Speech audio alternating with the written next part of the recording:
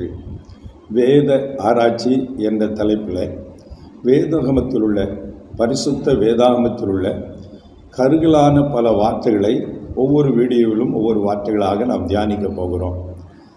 எபிரேய மொழியிலேயும் கிரேக்க மொழியிலேயும் அநேக வார்த்தைகள் வேத புஸ்தகத்திலே பயன்படுத்தப்பட்டுள்ளது.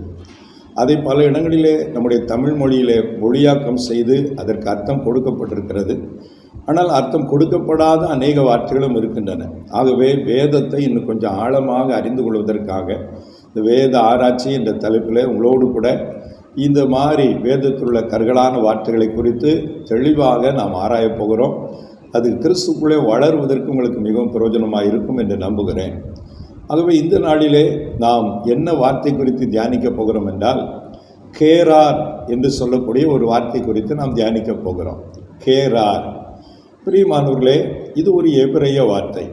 இந்த வார்த்தை குறித்து பரிசுத்த வேதாகமத்திலே ஆதியாகமத்தின் புஸ்தகத்திலே 10வது அதிகாரம் 19வது வசனத்தை நீங்கள் வாசித்து பார்த்தால், இது கானானியர்களுடைய எல்லைக்கு உட்பட்ட பகுதியாக பரிசுத்த வேதாகமத்திலே ஆதியாகமம் 10:19 சொல்லப்பட்டிருக்கிறது.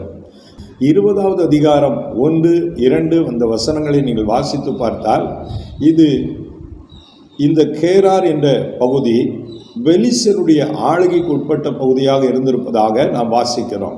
அதனுடைய ராஜாவாக அபிமெலேக்கு என்று சொல்லக்கூடிய ஒரு ராஜா ஆளுகை செய்து வந்திருக்கிறார்.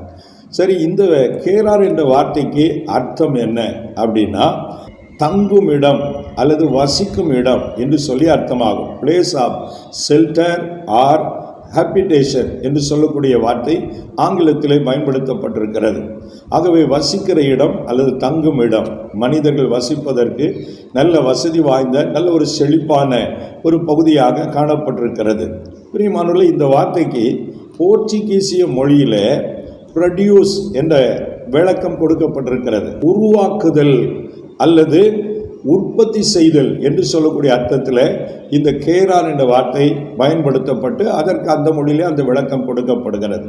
சரி, இந்த கேராருடைய காரியங்களை குறித்து நாம் வேதத்திலே தொடர்ந்து வாசித்து பார்த்தால், தேவ மனிதராகிய ஆபிரகாம், அதாவது இஸ்லாம் மக்கள் இப்ராஹிம் நபி என்று சொல்லுகிறார்களே, அந்த பெரிய தேவ மனிதர் இந்த இடத்திலே வசித்து இருக்கிறார். இந்த கேராரிலே ஆபிரகாம் பல ஆண்டுகள் வாழ்ந்து வந்ததாக பரிசுத்த வேதாகமத்தின் வழியாக நாம் பார்க்கிறோம். அதற்கு உதாரணமாக ஆதியாகமத்தின் புஸ்தகம் 20வது அதிகாரத்தில் 1 முதல் நீங்கள் சில வசனங்களை தொடர்ந்து வாசித்தால், ஆபிரகாம் கேராரிலே தங்கி வசித்தார், குடியிருந்தார் என்று சொல்லப்பட்டிருக்கிறது.